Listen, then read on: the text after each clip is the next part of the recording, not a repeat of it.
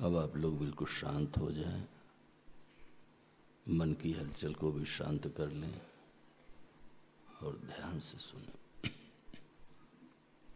देखो मेरे भाई बहन, अभी हम लोग महाराज श्री की वाणी सुन रहे थे, तो महाराज जी ने एक बड़ी विलक्षण बात कही कि ये जो भावना है कि हम यहीं रहेंगे, यही आध्यात्मिक उन्नति में सबसे बड़ी बात है। हम यहीं रहेंगे। यहां कैसे रहेंगे? यहां रहने की रीत ही नहीं। यहां कैसे रहेंगे? यहां रहने की रिवाज ही नहीं है। आया है सो जाएगा, राजा रंक फकीर। जाना पड़ेगा। विचार करो, हमसे छोटे थे वो भी चले गए, ब्रजमोहन जी। हमसे बड़े थे वो भी चले गए, बराबर वाले भी चले गए। हम लोग तो बीच में मुफ्त में जी रहे हैं। यहां रहने की रीत नहीं है डॉक्टर मंगला सिंह। यहां से जाना पड़ेगा, और कब किसको जाना पड़ जाए चिरंजीव जी, इसका कोई पता भी नहीं है। अभी महाराज जी कह रहे थे, मारे ही काल अचानक चपेट की होए घड़ी में राख की डेरी। अचानक जाना पड़ेगा।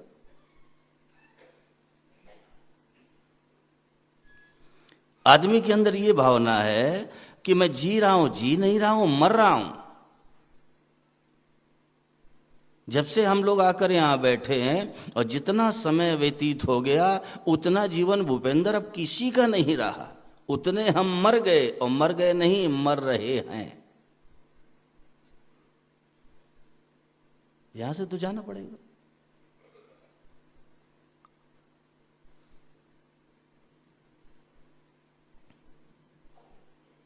बड़ी सुंदर बात अभी महाराज जी ने कही। अजय जी, आप ध्यान दिया कि नहीं दिया कि जो सांसारिक उन्नति, उसमें योग्यता की आवश्यकता है। मैं तो सच कहता हूं सज्जनों, ये महापुरुषों के वचन इतने विलक्षण हैं उपाध्याय जी। थोड़ी सी दृष्टि चली जाए, ऐसे कल्याण हो जाए। अभी बड़ी सुंदर बात कही लक्ष्मी जी महाराज जी ने कि भाई सांसारिक उन्नति में तो योग्यता की आवश्यकता है। योग्यता के अनुसार सांसारिक उन्नति होगी, लेकिन पारमार्थिक उन्नति में योग्यता की कोई आवश्यकता ही नहीं है। फिर महाराज जी ने गीता जी के 6 अध्याय के 22वें श्लोक की चर्चा की। यम लब्ध्वा चापरम लाभम मन्यते नाधिकम तथा यस्मिन स्थितो न दुखेन गुरुणापि विचाल्यते। यानी जिस लाभ की प्राप्ति के बाद और कोई श्रेष्ठ लाभ होगा, चंद्रशेखर मिश्रा, ये मानने में भी नहीं संभव है। इतने बड़े लाभ के लिए मानव शरीर मिला है, और वो लाभ सबको मिल सकता है। वो लाभ सबको मिल सकता है। संसार की उन्नति तो अनिल दुबे हमारी योग्यता के अनुसार होगी, लेकिन पारमार्थिक उन्नति के लिए कोई आवश्यकता नहीं है योग्यता की। जिस लाभ की प्राप्ति के बाद और कोई श्रेष्ठ लाभ होगा, ये मानने में भी नहीं आ सकता। इतना बड़ा लाभ हम सभी को मिल सकता है। स्त्री हो, पुरुष हो, गरीब हो, अमीर हो, पढ़ा लिखा हो, अपढ़ हो, किसी भी जाति वर्ण आश्रम संप्रदाय का कोई क्यों ना हो गोपाल लड्डा, वो लाभ सबको मिल सकता है।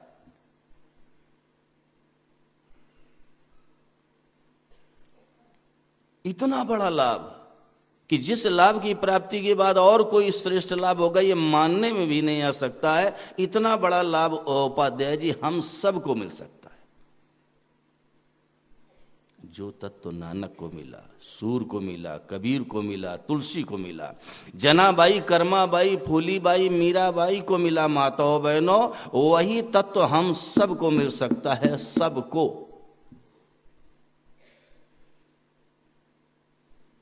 बाधा क्या है? भोगों की इच्छा, मान बढ़ाई की इच्छा, सुख सुविधा की इच्छा, ये बाधा है। और कोई बाधा नहीं प्रमोद जी है, आपके पाप ताप बिल्कुल बाधक नहीं है, बिल्कुल बाधक नहीं है। बाधक क्या है? ये भोगों की इच्छा है, मान बढ़ाई की इच्छा है, सुख सुविधा की इच्छा है, आराम की इच्छा है, ये बाधा है।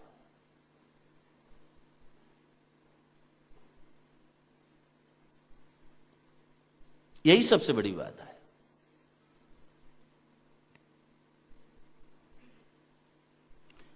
और कल्याण में कोई बाधा नहीं है माताओं बहनों, कोई बाधा नहीं है। ये जो हम इच्छा करते हैं हमें भोग मिल जाए, अरे भाई भोग तो हम किसी भी योनि में चले जाएं वहां भी मिल जाएंगे, किसी भी योनि में चले जाएं वहां भी भोग मिल जाएंगे। परंतु कल्याण का अवसर कहाँ है? उद्धार का मौका कहाँ है? आवागमन से मुक्त होने का अवसर कहाँ है? ये केवल मनुष्य शरीर में ही संभव है।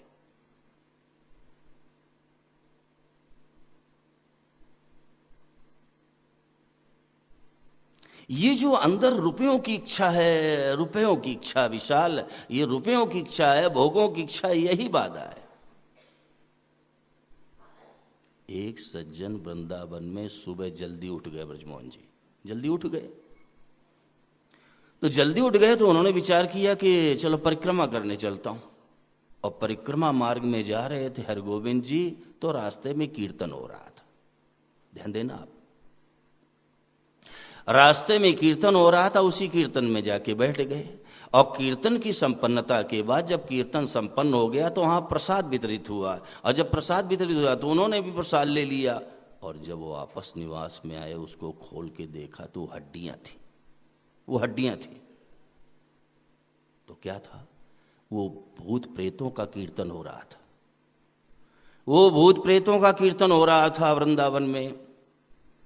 और उसी कीर्तन में जाके बैठ गए, प्रसाद वितरित किया गया। घर में जब देखा निवास में आके तो वो हड्डियां थीं।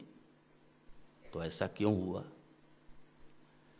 वृंदावन में रह करके रुपयों की इच्छा, रुपयों की भावना कि मुझे रुपए मिल जाए, उसका फल ये निकला कि भूत बनना पड़ा। आप कहोगे वृंदावन में निवास कैसे मिल गया? भगवान की सेवा पूजा तो की, भगवान की सेवा पूजा की, इसलिए वृंदावन में निवास तो मिल गया। लेकिन ये जो रुपयों की इच्छा थी उसने भूत प्रेत की योनि दे दी। निवास तो इसलिए मिल गया कि सेवा पूजा की भगवान की, इसलिए वृंदावन में रहने को मिल गया। वृंदावन में रह करके और जो रुपयों की इच्छा करता है, बिल्कुल सीधी बात है, वो भगवान की लीला भूमि का तिरस्कार करता है।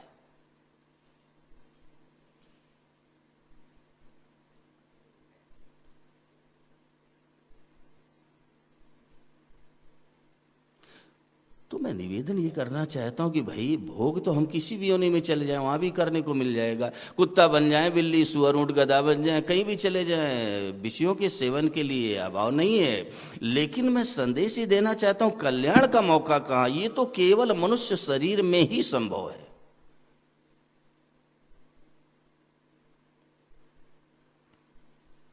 और उसके लिए हमें जल्दी करनी चाहिए, उसके लिए हमें जल्दी करनी चाहिए कि हमारा जल्दी से कल्याण हो जाए, हमारा जल्दी से उद्धार हो जाए। पता नहीं दुनिया से कब जाना पड़ जाए सज्जनों, कोई भरोसा है ही नहीं।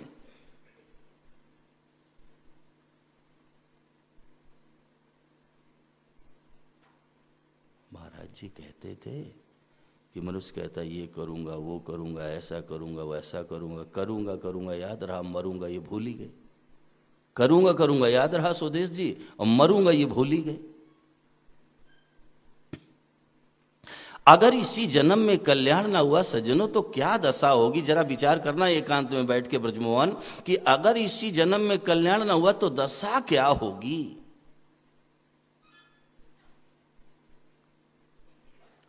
अभी महाराज जी चर्चा कर रहे थे गोस्वामी जी महाराज की लेखनी का एपी गौतम, कि जो न तरह भवसागर नर समाज अस पाए, सो कृत निंदक मंद मत आत्माहन गति जाए। आत्महत्या करने वाले की जो गति होगी वही होगी।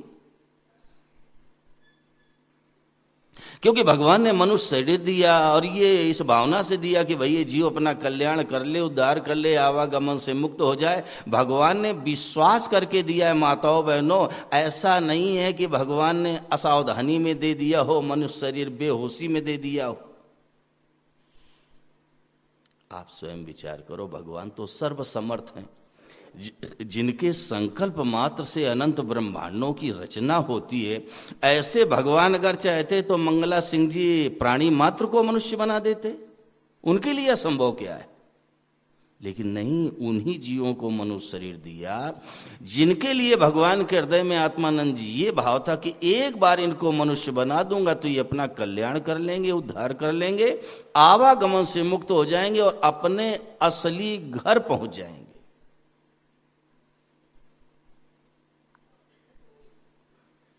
तो अगर हमने इसी जन्म में कल्याण ना किया तो ये तो भगवान के साथ में विश्वासघात हो गया। विचार करो अच्छी तरह से, तीर्थ में बैठे हो, ये तो भगवान के साथ में विश्वासघात हो गया, क्योंकि भगवान ने विश्वास करके मनुष्य शरीर दिया। और एक विशेष बात और है अशोक मेठी जी, कि अगर हमने अपना कल्याण न किया तो जो एक सीट हमने रोक रखी है ना, इसका भी फल भोगना पड़ेगा। अरे भाई, कोई दूसरा प्राणी आता, कोई दूसरा जीव आता, अपना कल्याण करता, उद्धार करता सोनी जी, और हमने किया नहीं, और एक सीट पर हमने कब्जा कर लिया, उसको रोक लिया, इसका भी परिणाम भोगना पड़ेगा।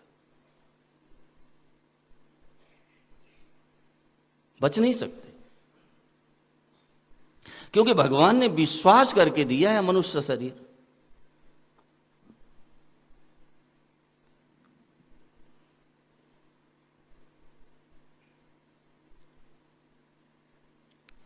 परंतु इधर दृष्टि नहीं है हमारी, इधर नजर नहीं है।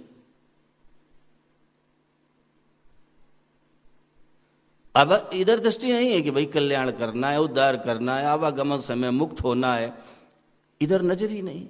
जब तक ये जीव अपने असली घर नहीं पहुंचेगा ब्रजमोहन जी, कभी इसको शांति नहीं मिलेगी, नहीं मिलेगी, मिल सकती ही नहीं। शांति तो अपने घर में है, पराये घर में शांति कैसे मिलेगी? अपने घर में शांति है। आप लोगों की जीवन का अनुभव है, आप अपने घर से निकल जाओ, दिल्ली चले जाओ, मुंबई चले जाओ, मद्रास चले जाओ, कोलकाता चले जाओ, कहीं चले जाओ, 5 स्टार होटल में रुक जाना, आप किसी मित्र के यहां रुक जाओ, किसी धर्मशाला में रुक जाओ, शांति नहीं मिलेगी। लेकिन जैसे घर आओ, अंदर कदम रखते ही शांति की अनुभूति होती है। घर आ गए, घर आ गए, घर आ गए। अब विचार करो, नकली घर में इतनी शांति है, ये नकली है, नकली घर में इतनी शांति हो, कहीं असली घर पहुंच जाए तब। न तद्भासयते सूर्यो न शशांको न पावकः यद गत्वा न निवर्तन्ते तद्धाम परमम मम। आहा, उस घर अगर पहुंच जाए ना तो शांति का कोई ठिकाना नहीं रहेगा। और उसी घर पहुंचने की तैयारी के लिए मनुष्य शरीर मिला है। ये अपना घर है ही नहीं। अरे भाई, संसार में आप किसी बच्चे से पूछो कि बेटा तेरा घर कौन सा है, तो अपने माँ बाप का घर बताएगा वकील साहब, और जाएगा भी तो अपने माता पिता के घर जाएगा। तो हमारे आपके जो असली माता पिता हैं, ये संसार में माँ बाप मिले तो ऋणानुबंध से मिले। माता पिता, भ्राता भगनी, स्त्री पुत्र, सास ससुर, देवर जेठ जेठानी, देवरानी आदि, ये सब ऋणानुबंध से मिले। यानी जिसका जिसके ऊपर ऋण रहा, कर्जा रहा, वही सारे संबंधी मिल गए। कुछ लेने के लिए आते हैं, कुछ देने के लिए आते हैं, कुछ लेके चले गए, कुछ दे के चले गए। हमारे आपके असली माँ बाप भगवान है। मानो ना मानो, मेरा वश नहीं है। राजेंद्र शर्मा, आप मानो ना मानो भाई, मेरा बस तो है नहीं। हम तो निवेदन कर सकते हैं और हाथ जोड़ के कर सकते हैं।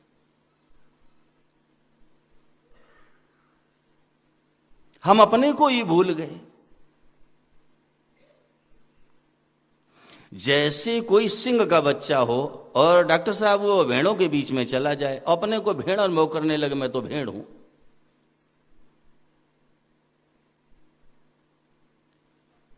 और कोई सिंह आकर के उसको होश दिलाए कि भाई तेरी आकृति मेरी जैसी है, तेरा स्वभाव मेरा जैसा है, तेरी गर्जना मेरी जैसी है, तू तो सिंह है। ऐसे भगवान श्रीमद् भगवद गीता में माताओं बहनों होश दिला रहे हैं जीव को। होश ममई वांसो जीव लोके जीव भूत सनातना मनः षष्ठान इंद्रियाणी प्रकृति स्थानी कर स्थिति।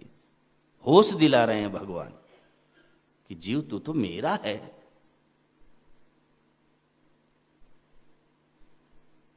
भगवान ने कहा मम एव अंशः, एव पद लगाया है उपाध्याय जी, तो एव पद द्योतक होता है व्याकरणीय दृष्टि से केवल। भगवान के कहने का आशय ये है कि ये जीव है ना, वास्तव में जीव बना है नहीं।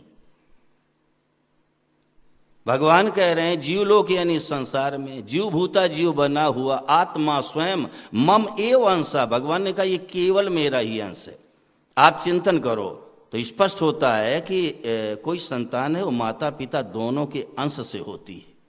इसी भाव को लेके भगवान ने कहा मम एव अंशः, ये केवल मेरा ही अंश है, अर्थात इसमें प्रकृति का अंश नहीं, शुद्ध मेरा अंश है। तो चिरंजीव जी क्या सिद्ध हुआ कि भगवान हमारी माँ भी हैं और भगवान हमारे पिता भी हैं, दोनों हैं। मम एव अंशः, क्योंकि संतान तो दो के अंश से होगी। तो हमारे आपके असली माँ बाप तो भगवान है, और उनका धाम वो है जहां जाकर के वापस नहीं आना पड़ता है, और उसी घर पहुंचने की तैयारी के लिए मनुष्य शरीर मिला है। और अपने घर जब तक नहीं पहुंचेंगे भटकना कभी बंद हो ही नहीं सकता है। गोस्वामी जी ने बड़ा पवित्र संदेश दिया है मंगला सिंह जी, सरिता जल जलन निधि मह जाए, होय अचल जिम जीव हरि पाई। जैसे समुद्र से जल निकलता है, नदी का रूप धारण कर लेता है, अब वो बहता ही रहेगा, और जब तक वापस समुद्र में नहीं पहुंच जाएगा उसका बहना बंद नहीं होगा। और जैसे समुद्र में पहुंचा तो गोस्वामी जी ने संदेश दे दिया, होए अचल, चलना बंद हो गया, क्योंकि जहां से निकला था वहीं पहुंच गया। आगे सूत्र दे दिया, जिम जीव हरि पाई। ऐसे ये जीव है ना, जब अपने अंशी भगवान की प्राप्ति कर लेगा तो सदा के लिए अमरेश दुबे आवागमन से मुक्त हो जाएगा। तो अपने घर पहुंचने की तैयारी के लिए मनुष्य शरीर मिला है, हम अपने घर पहुंच जाएं।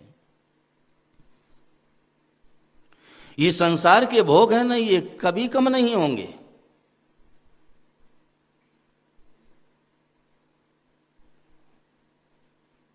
संसार के ये जो मजे हैं ना, ये हरगिज कम ना होंगे। अफसोस बस इतना है कि एक दिन हम ना होंगे, ये तो कम नहीं होंगे, ये तो रहेंगे। भगवान श्री राघवेंद्र ने अयोध्या वासियों की आम सभा बुलाई और उसको संबोधित किया है, और बड़ा सारगर्भित उपदेश दिया है। डॉक्टर साहब, आप पूरी श्रीमद् रामचरितमानस में दृष्टि डाल लेना, भगवान उपदेश देते हुए बहुत कम नजर आते हैं, उपदेश सुनते हुए राघव नजर आते हैं। लेकिन जब अयोध्या के राज सिंहासन पर आसीन हुए तो आम सभा बुला ली अयोध्या वासियों की। उस सभा को संबोधित करते हुए राघव ने कहा, यही तन कर फल विषय न भाये, स्वर्ग स्वल्प अंत दुखदाये, स्वर्ग स्वल्प अंत दुखदायी। भगवान ने ये संदेश दिया है कि जो मानव शरीर मिला है ये विषय सेवन के लिए नहीं मिला है। ये जीव अनंत काल से, उपाध्याय जी, अनंत काल से कुत्ता बिल्ली सुअर ऊंट गधा आदि योनियों में जाकर के विषयों का सेवन करता चला आ रहा है। इसके लिए मानव शरीर की महिमा विशाल बेटे नहीं है। मानव शरीर की महिमा तो इसलिए कि हम अपना कल्याण कर लें, अपना उद्धार कर लें, आवागमन से सदा के लिए मुक्त हो जाएं, परमात्मा की प्राप्ति कर लें, अपने असली घर पहुंच जाएं। ये मानव जीवन की सार्थकता है।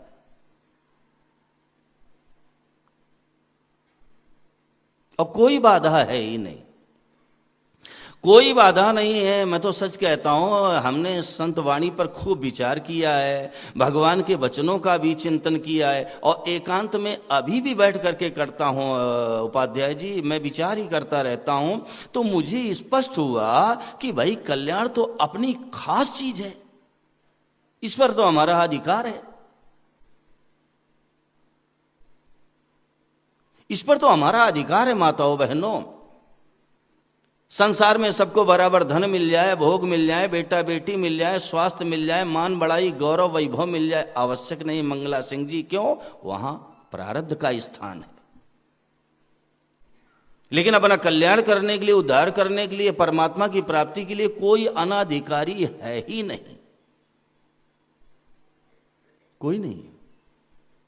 अपनी मां की गोद में जाने के लिए कौन अनाधिकारी है? अपनी जननी की गोद में जाने के लिए कौन अनाधिकारी? विचार करो।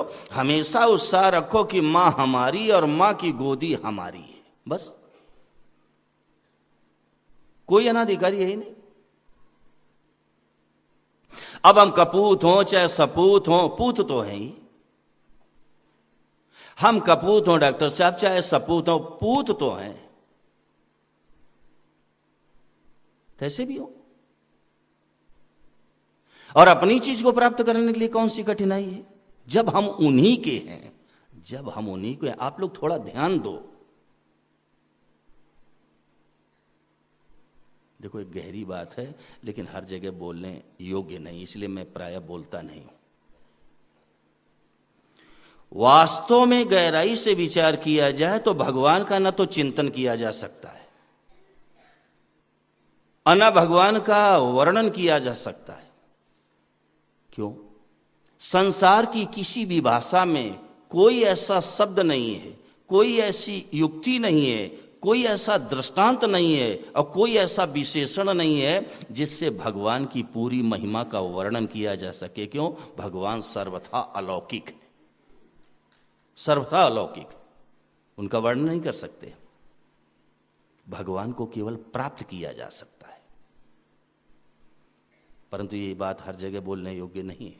लोग अनर्थ कर लेंगे, लोग अनर्थ कर लेंगे। केवल भगवान को प्राप्त किया जा सकता। क्यों किया जा सकता? क्योंकि हम उन्हीं के हैं। ईश्वर अंश जीवय अविनाशी, चेतन अमल सहज सुख राशि।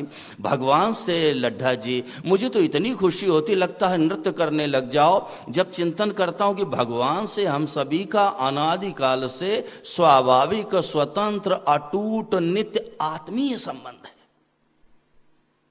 आत्मी डॉक्टर साहब, बड़ी प्रसन्नता होती है। हम लोग कितने बड़े कुल के, कितने बड़े खानदान के, कितने बड़े घराने के माताओं बहनों, यही सत्संग का फल है। इस बात को हृदय में जमा लो, बैठा लो, पका लो, जचा लो, स्वीकार कर लो कि हम तो भगवान के हैं। कितने बड़े खानदान के, हम अपने को ही भूल गए। एक बात कह दूं, अगर आप ये स्वीकार करोगे कि मैं तो संसारी हूं महाराज, मैं तो गृहस्थी हूं, तो ये कलयुग आपके ऊपर हावी हो जाएगा, हावी। अगर उसकी जगह ये स्वीकार कर लो कि मैं भगवान का हूं, मैं कहता हूं यमराज भी आपसे डरेगा, थर्राएगा यमराज।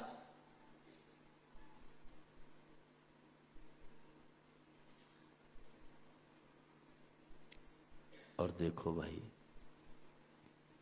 आप मुझसे ये कह सकते हो कि महाराज जब मैं भगवान का हूं तो अब इसको मानने की क्या जरूरत है, स्वीकार करने की क्या जरूरत है, हम तो उनके हैं ही। तो इसका भी समाधान है। ये जो मान्यता हमने हृदय में बैठा ली कि मैं संसार का हूं, इस गलत मान्यता को हटाने के लिए कहना है कि मैं भगवान का हूं। नहीं, ये भी कहने की आवश्यकता नहीं। क्यों? हम तो भगवान के हैं ही। उस गलत मान्यता को, जो गलत मान्यता है कि मैं संसार का हूं, उस गलत मान्यता को हटाने के लिए माताओं बहनों कहना है, स्वीकार करना कि हम भगवान के ही हैं। उस गलत मान्यता को हटाने के लिए। नहीं तो भगवान के तो हैं ही। भगवान भी मना नहीं कर सकते वकील साहब। जो परमात्मा से हमारा संबंध है, उस संबंध को भगवान भी नहीं तोड़ सकते हैं। मनोज बेटे, मेरे लाल, भगवान भी नहीं तोड़ सकते।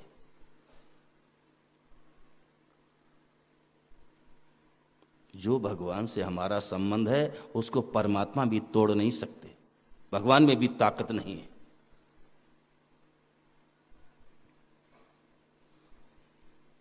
मैं सदा निवेदन किया करता हूं, ध्यान दो। सूरदास जी कुएं में गिर गए और जब कूपपात हुआ तो भाई भक्तों के हृदय में तो बस एक ही भाव है कि भगवान। अब यही निर्णय किया कि जब कन्हैया आएगा तब निकलूंगा, नहीं तो नहीं निकलूंगा। और भगवान तो अपने भक्तों के पीछे पीछे घूमते हैं, पीछे पीछे। उपाध्याय जी, पीछे पीछे, शास्त्र कहता है। आज लोग ये चिंता करते हैं कि मैं कहां रहूंगा, क्या खाऊंगा, क्या पहनूंगा। अरे ये चिंता का विषय नहीं कि मैं कहां रहूंगा, क्या खाऊंगा, क्या पहनूंगा। प्रारब्ध पहले रचा पीछे रचा शरीर, तुलसी चिंता क्यों करे भजले श्री रघुवीर। चिंता का विषय ये नहीं है कि मैं कहाँ रहूंगा, क्या खाऊंगा, क्या पहनूंगा। चिंता का विषय तो ये कि मरने के बाद क्या होगा, ये है चिंता का विषय। मृत्यु के बाद क्या होगा। जो सर्वथा भगवान के भजन में तल्लीन हो जाता है ना, उसकी चिंता ठाकुर जी को हो जाती है। मंगला सिंह जी, ठाकुर जी को हो जाती है। गिरह गांठ बांधे नहीं और मिल जावे तब खाएं।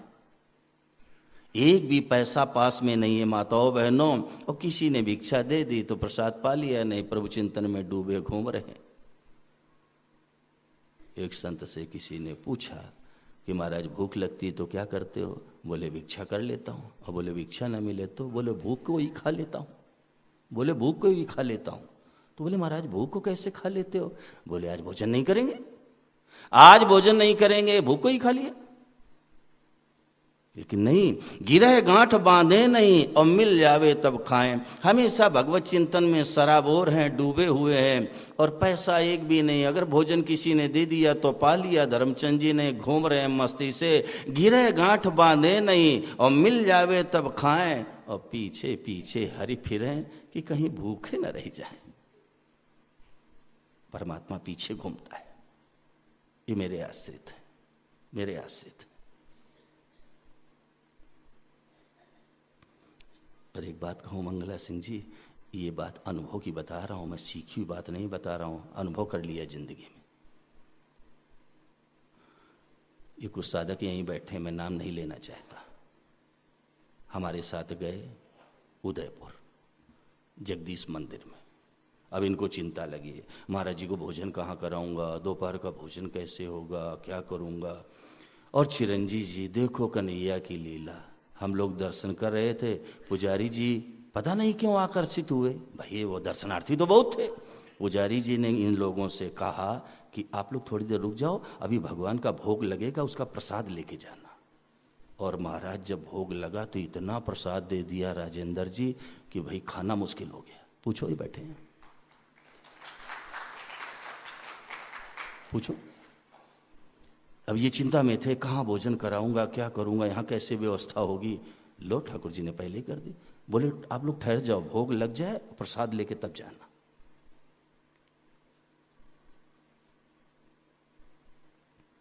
तो सूरदास के मन में आया कि कन्हैया आएगा तभी बाहर निकलूंगा।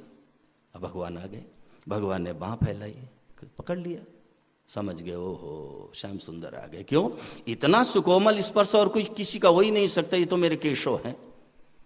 और भगवान ने झटका मारा तो ऊपर आ गए। तो बाह छुड़ाने लगे ठाकुर जी, तो जकड़ के पकड़ा सूरदास ने और कहा महाराज इतनी जल्दी नहीं छोड़ूंगा, बहुत दिनों बाद तो मिले हो, इतनी जल्दी कैसे छोड़ दूं। परमात्मा ने और ताकत लगाई और एक जैसे झटका मारा तो बाह तो छूट गई, लेकिन सूरदास के नेत्र सजल हो गए।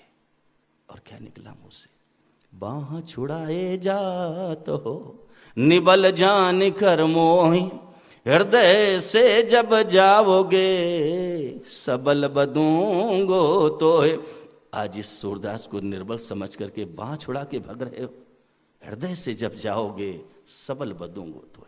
आशय मेरे कहने का ये है कि भगवान से जो हमारा संबंध है अनादिकाल से स्वाभाविक, स्वतंत्र, अटूट, नित्य आत्मी, उस संबंध को भगवान भी नहीं तोड़ सकते, ताकत नहीं। तो हम तो उन्हीं के हैं। तो अपनी चीज प्राप्त करने के लिए कठिनाई क्या है? कठिनाई बस यही है कि हमने भोगों की इच्छा कर ली, हमने मान बढ़ाई की इच्छा कर ली, हमने सुख सुविधा की इच्छा कर ली, ये बाधा है। आप 8 पहर करके देख लो, सरस 8 पहर करके देख लो, एक भगवान की इच्छा हो, दूसरी इच्छा ना आवे, विशाल बेटे करके देख लो आप, कोई दूसरी इच्छा नहीं है। न जीने की इच्छा, न मरने की इच्छा, न खाने की इच्छा, न पीने की इच्छा, न जाने की इच्छा, न बैठने की इच्छा, न उठने की इच्छा, न बोलने की इच्छा। आप केवल एक इच्छा कर लो।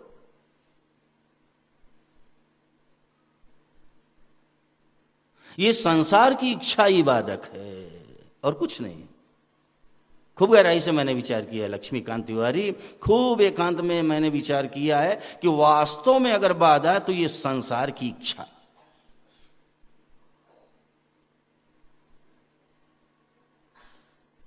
और कोई बाधा नहीं। और केवल भगवत इच्छा हो जाए तो भगवान तो केवल इच्छा से मिलते हैं, भगवान केवल इच्छा से मिलते हैं। माताओं बहनों, सांसारिक उपलब्धि में 3 चीजों की आवश्यकता, इच्छा, उद्योग और प्रारब्ध।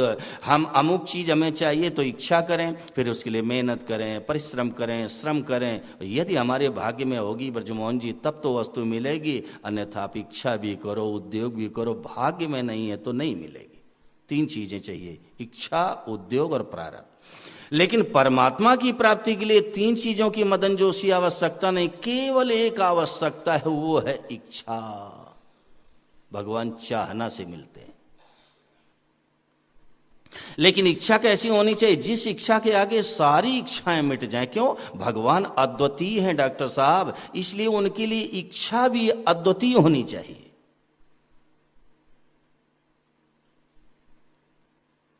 केवल चाहना से मिलते हैं। कई बार लोगों की भावना ये हो जाती है कि मैं इतना जप कर रहा हूँ, इतना तप कर रहा हूँ, इतना मैं अनुष्ठान कर रहा हूँ, मुझे भगवान मिल जाएंगे। देखिए, भगवान हमारे कर्म का फल नहीं है। कर्म का जो फल निकलता वो नाशवान होता है। कर्म का फल निकलता वो नाशवान हो। कोई भी कर्म करो उसका फल निकलेगा, वो नाशवान होगा। तो कर्म का फल होता है नाशवान, और भगवान है अविनाशी। सुदेश शास्त्री, भगवान हमारे कर्म का फल नहीं है, हमारी चाहना का फल है।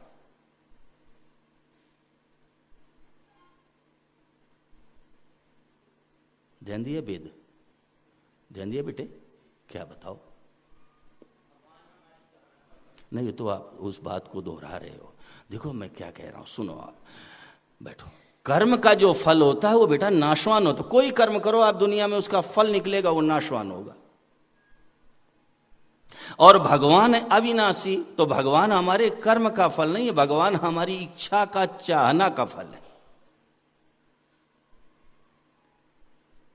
अब कोई सम्मान करे, अपमान करे, निंदा करे, स्तुति करे, शरीर रहे चाहे चला जाए, मुझे तो भगवान ही चाहिए। फिर देखो आप,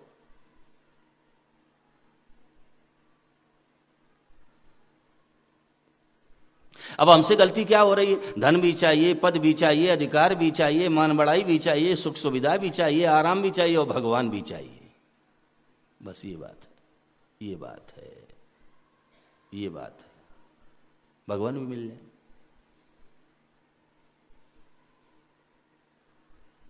देखो, जब तक संसार का सुख नहीं छोड़ेंगे तब तक वो आनंद नहीं मिलेगा भाई, तब तक नहीं मिलेगा। कन्या आपके घर की है, जब तक पीहर की को नहीं छोड़ेगी तब तक ससुराल की हो ही नहीं सकती। कैसे हो जाएगी? जब तक वो पीहर को नहीं छोड़ेगी ससुराल की कैसे हो जाएगी? सरस।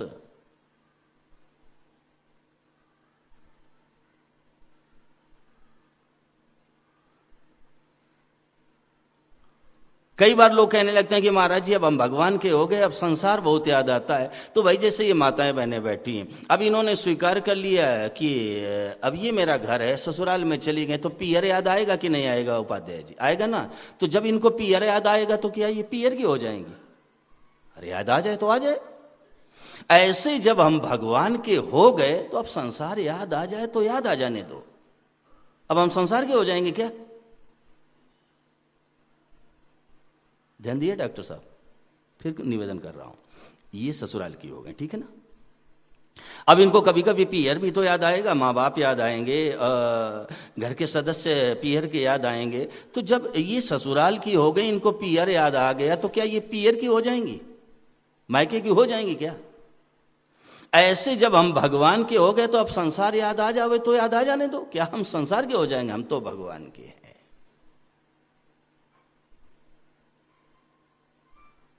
चाहना, केवल इच्छा, मुझे तो भगवान चाहिए। आप एक ही इच्छा करके देख लो, एक ही इच्छा कि मुझे तो भगवान चाहिए, अब कुछ भी हो जाए। फिर देखो आप,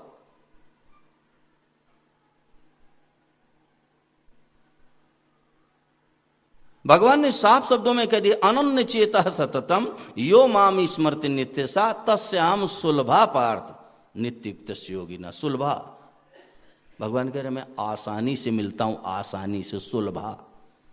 पूरी गीता में एक ही बार आया ये सुलभ, सुलभा पार्थ। अर्जुन मैं आसानी से मिल जा, क्या, किसको? अनन्य चेतः। हमें और कुछ नहीं चाहिए। जैसे भूत भावन भगवान आशुतोष नरसिंह जी महाराज के सामने प्रत्यक्ष हुए, बोले नरसिंह बोलो क्या चाहिए? बोले मुझे और कछु ना चाहिए, मुझे तो राधा कृष्ण मिलेंगे और कुछ नहीं चाहिए, मुझे उनसे मिला दो। साधक का यही पुरुषार्थ है, यही पुरुषार्थ है। हमें तो केवल भगवान चाहिए, केवल इच्छा हो जाए। इस पर हमारा अधिकार बनता है भाई। आप खूब चिंतन करो, अच्छी तरह से खूब विचार करो कि जो कल्याण है, उद्धार है, परमात्मा की प्राप्ति, इसमें हमारा हक लगता है सरस, इसमें हमारा अपना अधिकार है। ये हमारी अपनी खास चीज है। मनुष्य मात्र साधक है, चाहे साधक कह लो, चाहे मनुष्य कह लो, चाहे परमात्मा की प्राप्ति का अधिकारी कह लो। ये लड्डा जी पर्यायवाची शब्द हैं। तो साधक होने के नाते अपने साध्य को प्राप्त करने के लिए सभी स्वतंत्र हैं, समर्थ हैं, योग्य हैं, अधिकारी हैं। कोई अनाधिकारी है ही नहीं। आप स्वस्थ हैं कि रोगी हैं, कि आप पढ़े लिखे हैं कि अपढ़ हैं, आप छोटी जाति के हैं कि बड़ी जाति के हैं, कुछ भी यहां महत्व नहीं रखता।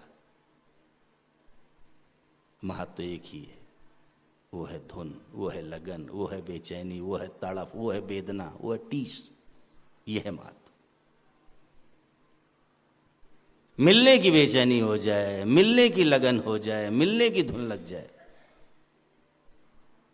क्या करूं मैं, कहां जाऊं, किससे पूछूं, कौन बतावे, हमारा कल्याण कैसे, उद्धार कैसे हो, ऐसी बेचैनी हो जाए, परमात्मा की प्राप्ति कैसे हो, ये धुन लग जाए, ये लगन लग जाए, फिर काम हो गया।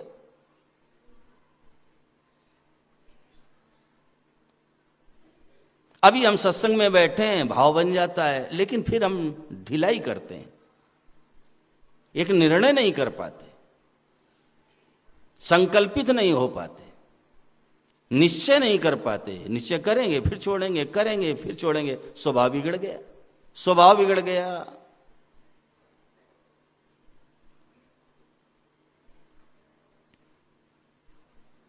सत्संग में तो भाव बन जाता है कि अब अपना कल्याण ही करूंगा, अपना उद्धार ही करूंगा, लेकिन फिर वो निश्चय समाप्त हो जाता है।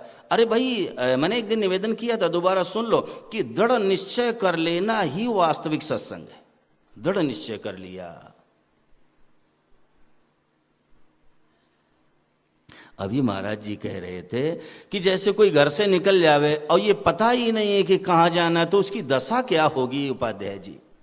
और रास्ते में किसी से पूछ दिया कि हमें रास्ता बता दो, कहां का बता दूं, कहीं का बता दो, तो चले जाओ, फिर क्या बताना है, फिर चले जाओ भाई, जहां जाना जाओ, क्या बताना है। अब घर से हम निकल गए, ये पता ही नहीं है कहां जाना है, तो उसकी क्या दशा होगी भाई। हमारे जीवन का उद्देश्य क्या है, हमारे जीवन का लक्ष्य क्या है, भगवान ने हमें क्यों जगत में भेजा है, इधर नजर ही नहीं। खा लिया, पी लिया, बच्चों को जन्म दे दिया, मकान दुकान प्लॉट आदि बना लिए और सोचते हैं बहुत बड़ा काम कर लिया। अरे भाई, ये सब नहीं के खाते में जाएगा, सब नहीं के खाते में जाएगा। अरब खरब लो द्रव्य है, उदय अस्त लो राज्य, लेकिन तुलसी जो निज मरण है, तो आवही के काज। किस काम आएगा, विचार करो। अरबों खरबों किसी के पास रुपए हैं, संपत्ति है, और उदय अस्त लो राज्य, भगवान भास्कर जहां उदित होते हैं, जहां अस्ताचल की ओर प्रस्थान कर जाते हैं, वहां तक किसी का साम्राज्य। लेकिन तुलसी जो निज मरण है, तो आवही की काज, किस काम आएगा। हां, तुलसी सोई नर चतुर है, राम भजन लौलीन, पर मन पर धन हरन को वेश्या भी परवीन। वो होशियार है जिसने असली पूंजी भूपेंद्र इकट्ठा कर ली, असली पूंजी।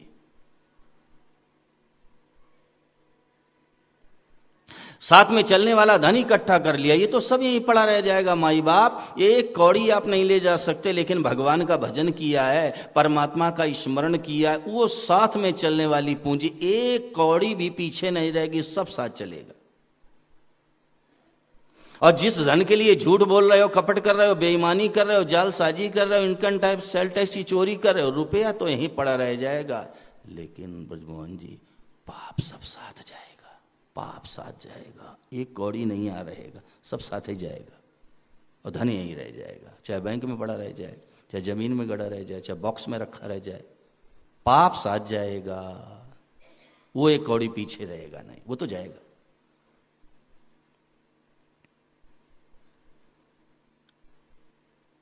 पर मन पर धन हरण को वेश्या भी परिमेन। हमने किसी कला कौशल से किसी का मन अपनी तरफ आकर्षित कर लिया, किसी का धन ले लिया, इतना काम तो वेश्या भी कर लेती। क्षमा करना, वेश्या का स्थान मिल जाएगा और क्या मिलेगा? वेश्या का स्थान मिल जाएगा और क्या मिलेगा भाई? सोई नर चतुर राम भजन लौलीन। वो होशियार है, वो पूंजी इकट्ठा कर रहा है, साथ में चलने वाला धन। यहां ऐसे ऐसे साधक बैठे हैं, मैं नाम नहीं लेना चाहता माई बाप, जो फोन पर कहने लगते हैं कि स्वामी जी आज मेरी इच्छा है कि मैं दिन भर नाम जप करूं। और बोले मैंने भाइयों से भी पूछ लिया है कि तुम काम संभाल लोगे, तो उन्होंने हाँ कर दिया। और बोले मेरी इच्छा है कि बस नाम जप करूं। कितना सुंदर भाव है, सोचवा।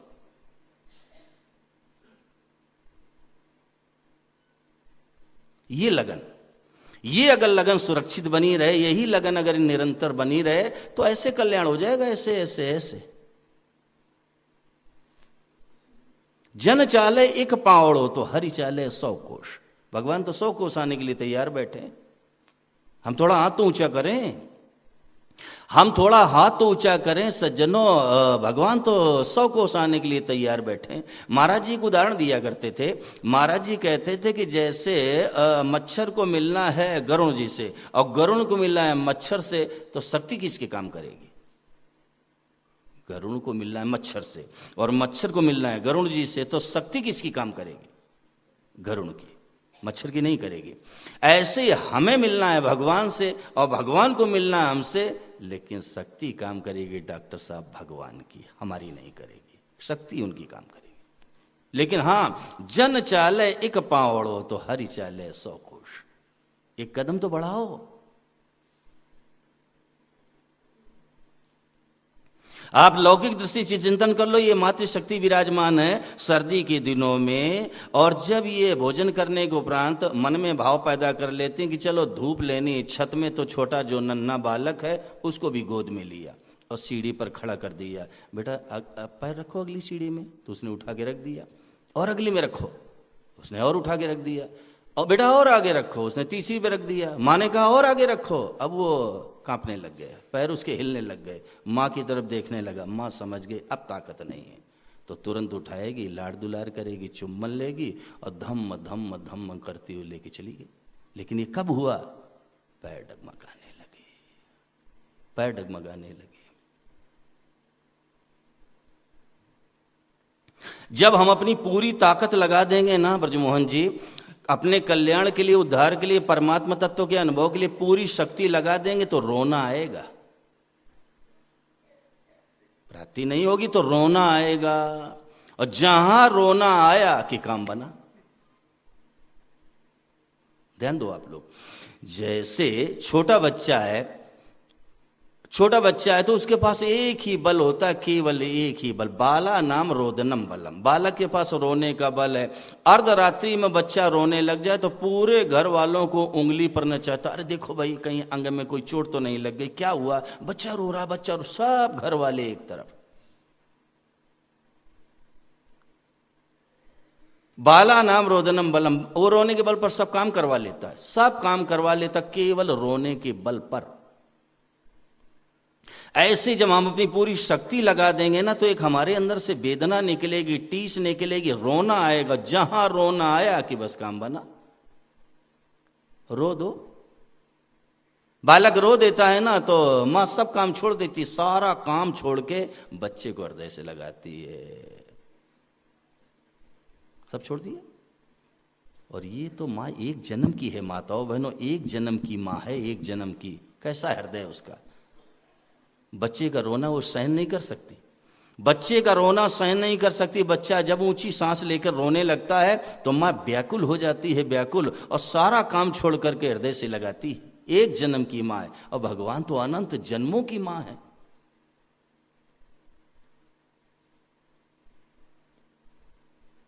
मैं तो सदा निवेदन किया करता हूं डॉक्टर साहब कि अगर किसी माँ का बच्चा खो जाए तो उस माँ की दशा क्या होती है, सोचो आप। किसी माँ का बेटा खो जाए, उस माँ की क्या दशा होती है। अब संसार में दृष्टि डाल के देख लो। एक बात मुझे सरस सदैव याद रहती, मैं था मध्य प्रदेश में और वहां एक गांव में कार्यक्रम चल रहा था, और जैसे मंच से बोल के उतरा तो मैं पैदल ही चल पड़ा। थोड़ी देर पर निवास था और उपाध्याय जी में जा रहा था, तो रास्ते में एक माँ आई, वृद्धा माँ, वो लेट गई साष्टांग, रोने लगी फपक करके। तो मेरा तो भाई चित्त पिघल गया। मैंने कहा माता जी आप प्रणाम न करो, मैं तो आपके बेटे जैसा हूं, आप तो मुझे आशीर्वाद दो। उसका रोना बंद नहीं हुआ और बिलक करके रो रही थी, और उसने अपनी भाषा में बोल दिया, चिरंजीव जी, उसने अपनी भाषा में कहा कि मुहार हीरा हेराएगा, मुहार हीरा हेराएगा। तो मैं समझ न सका ये क्या कह रही है। तो ग्रामवासी सब इकट्ठा हो गए, तो मैंने पूछ दिया कि, मैंने कहा भाई ये माँ क्या कह रही है। तो सबकी आंखों में आंसू आ गए। मैंने कहा क्या कह रही है। बोले एक बेटा था, बच्चों के साथ में सरोवर में स्नान करने गया, वहीं डूब गया, मुहार हीरा हेराएगा। एक जन्म की माँ बिलख रही है, और भगवान तो अनंत जन्मों की माँ है। एक जन्म की मां बिलख रही है कि मुहार हीरा हेराएगा, और भगवान अनंत जन्मों की मां है। और जब से हम लोग उनसे विमुख हुए ना, तो भगवान तो इंतजार कर रहे हैं, मुहार हीरा हेराएगा। जन चाले एक पावड़ो तो हरि चाले 100 कोश। भगवान तैयार बैठे आने के लिए।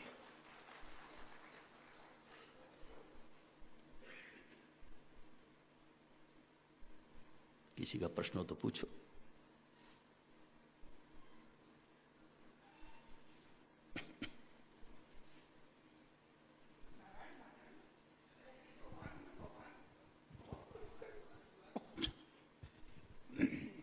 महाराज जी मेरी बड़ी प्रबल इच्छा होती है, मैं सिर्फ, मेरे को और कुछ नहीं चाहिए, सिर्फ मेरा भगवान, मेरा भगवान, मेरा भगवान, मुझे और कुछ नहीं चाहिए। मुझे जहां से कोई वास्ता नहीं है, मुझे जहां से कोई लेना देना नहीं है, ना बच्चों से है, ना बच्चों से, घर वालों से, किसी से भी कोई वास्ता नहीं है। लेकिन बस सब मुझे मना कर देते हैं, मत बोलो मत बोलो मत बोलो मत बोलो मत बोलो। बड़ा दिल को रोना आता है अंदर से, महाराज जी क्या करूं क्या नहीं। मेरी नींद 1 बजे 1:30 बजे खुल जाती है, मैं अपने भजन करता हूँ, घरवाली कहते नहीं सो जाओ, नहीं सो, अब कहाँ सो, मेरी नींद नहीं आती, मैं भजन करता हूँ, मन ही मन में करता हूँ, तो वो आने में नहीं आता, तो मैं बोल के करता हूँ, ऐसा लगता है साक्षात मेरे। अब सुनो तो, अब सुनो, राजस्थान में रहते हो ना, दिल्ली में रहते हो, राजस्थानी हो क्या। तो जब राजस्थानी हो तो विचार करना चाहिए कि मीराबाई के जीवन में कितनी विपत्ति आई है। मीराबाई के जीवन में कितना संकट आया, कितनी विपत्ति आई, लेकिन उन्होंने गिरधारी को छोड़ा क्या। तो फिर आप भी ना छोड़ो, बाधाएं आती रहेंगी, आने दो, आप भी मत छोड़ो। और बोलो बोलो। नारायण नारायण। महाराज जी कल आपने परा और कल की बात ना करो, आज की बात करो। परा और परा, जो कल मैं कह रहा हूँ, कल की बात ना करो, अभी जिस पर मानस बना है, पुराने साधक हो, उसी पर चर्चा करो। कल वाली बात वहां आके कर लेना। जिस पर मानस तैयार है, इसमें शंका करोगे तो स्पष्ट हो जाएगा। यहां शास्त्रार्थ नहीं हो रहा है।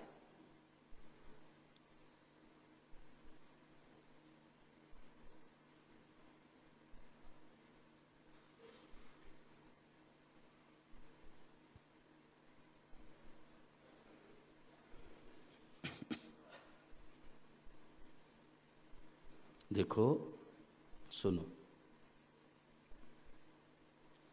बैठ जाओ, देखो ध्यान देके सुनो। यदि हमारी नियत उपाध्याय जी पक्की है, नियत ध्यान दे के सुनो, शब्द पर दृष्टि।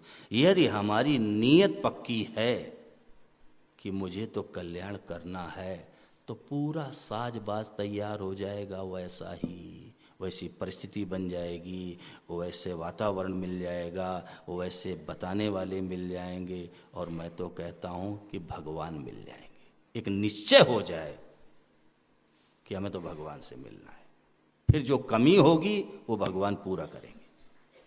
अर्जुन के भी मोह का नाश हुआ है तो भगवान की कृपा से हुआ है, अर्जुन के पुरुषार्थ से नहीं हुआ। तत्प्रसादान मयाच, भगवान आपकी कृपा से हुआ है। हमारा भी कल्याण उद्धार होगा तो भगवान की कृपा से होगा, उनकी शक्ति से होगा, हमारे बल से नहीं होने वाला है। लेकिन हमारी नीयत पक्की होनी चाहिए। भगवान नीयत देखते हैं, भगवान नीयत देखते हैं। भगवान ना साधन देखते हैं, न योग्यता देखते हैं, भगवान केवल नीयत देखते हैं कि ये चाहता क्या है, ये चाहता क्या है।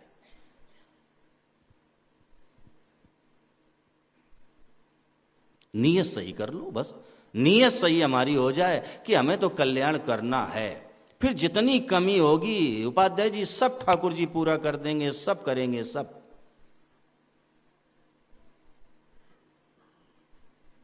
नीयत सही हो हमारी।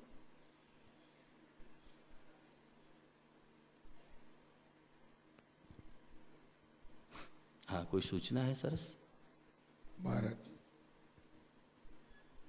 महाराज जी, आप कह रहे हो कि हमें हमारी नीयत सही रखनी पड़ेगी है? हमारे कल्याण के लिए हमारे को निश्चय करना पड़ेगा। हाँ जी। लेकिन हमारा कल्याण करने के लिए निश्चय भगवान ने किया है, हमने निश्चय नहीं किया, ये भगवान ने ही हमारा निश्चय कर दिया है कि आपके जैसे संत हमारे को मिल गए। बैठो, देखो ये आपका सद्भाव है, उसका मैं आदर करता हूं, परंतु हाथ तो ऊंचा करना पड़ेगा भाई, हाथ तो ऊंचा करने। माँ तो गोद में लेने के लिए तैयार बैठी है, लेकिन हाथ ऊंचा करना पड़ेगा, हाथ तो करना पड़ेगा।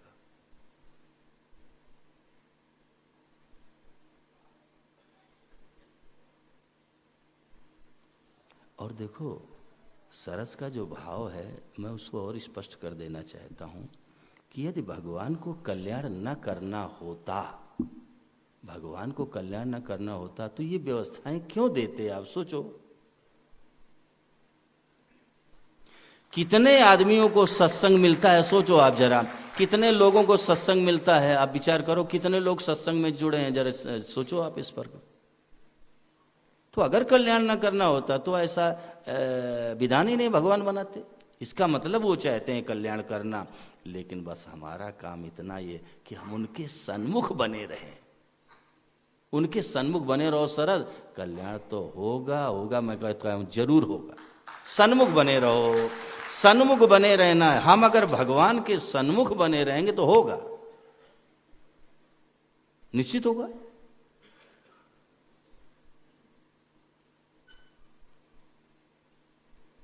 अब हमसे गलती क्या होती है कि हम साधन भी करते हैं और असाधन भी करते हैं, बस ये गलती है। साधन भी करेंगे और असाधन भी करेंगे तो असाधन की मुख्यता रहेगी। फिर हम साधक हैं तो हमें साधन के विरुद्ध काम करना ही नहीं है, बस निश्चय हो गया। हम साधक हैं तो हम असाधन कैसे करें भाई? अहंता में जो बात बैठ जाती है, क्रिया उसी के अनुसार होगी, क्रिया उसी के अनुसार होगी। जो अहंता में बात बैठ जाएगी, आप अपने को ब्राह्मण मानोगे तो ब्राह्मण जैसी क्रिया होगी, आप अपने को क्षत्रिय मानोगे क्षत्रिय जैसी क्रिया होगी। तो अहंता में ये बात बैठ जाए कि मैं तो साधक हूं, तो क्रिया वैसी होगी।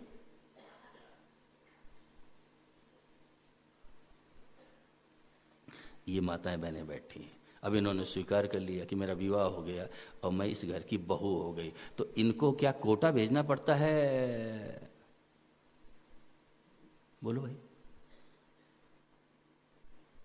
इनको कहीं किसी ट्रेनिंग सेंटर में भेजना पड़ता है क्या कि ससुर से कैसे बात करनी, कितना घूंघट निकालना है, बात करनी पड़ती? ये कोचिंग करने जाती हैं क्या कहीं? जब इन्होंने स्वीकार कर लिया कि मैं बहू हो गई, तो अब कैसे ससुर से बात करनी है, कितना हमें घूंघट निकालना है, कैसे हमें रहना है। ना तो कहीं कोचिंग में कि भाई चलो कोटा भेजो 2 महीने जरा कोचिंग करके, हमें ससुर से कैसे बात करनी। अंत में बात बैठ गई, मैं बहू हूं, वैसी क्रिया होने लगी। मैं साधक हूं, अब साधन कैसे करूं।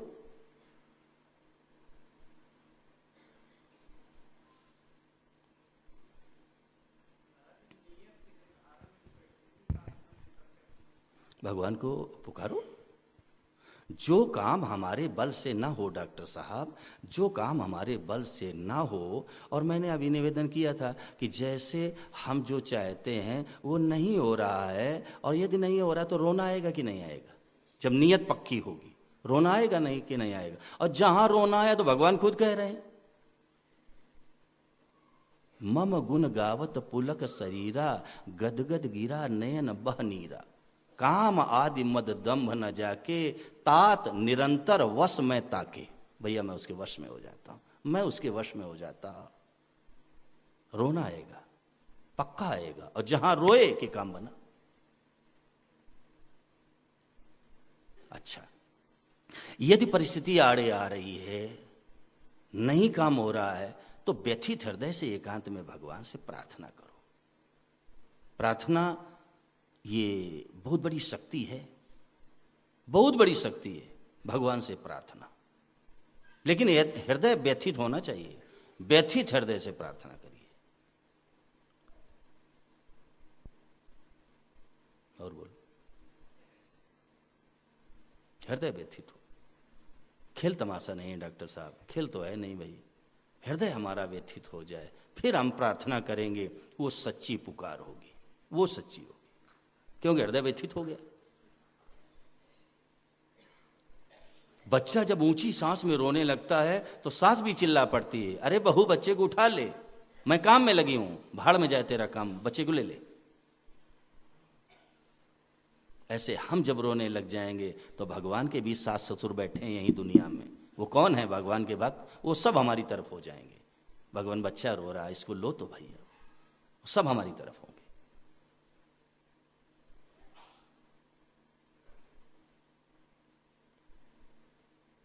बाला नाम रोदनम बलम, रो दीजिए बस। रोना बहुत बड़ा साधन है।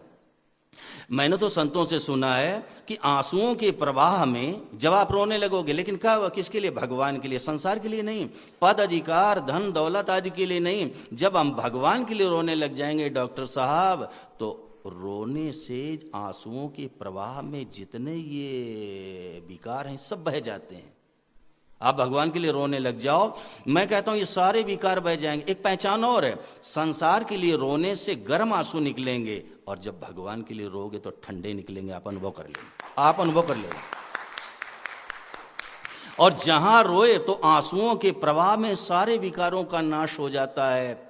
अनिर्मल मन जन सो मोहि पावा, मोहि कपट छल छिद्र न भावा, मोहि कपट छल छिद्र न भावा।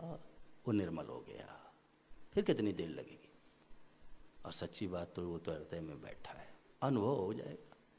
भगवान का यहाँ से आके थोड़ा मिलेंगे कि उधर से आ रहे हैं तो रास्ते में मिल गए। अब वो तो मर्जी है, चाहे रास्ते में भी मिल जाए। परम प्रभु अपने में ही पायो, वो तो बैठा है, अनुभव हो जाएगा।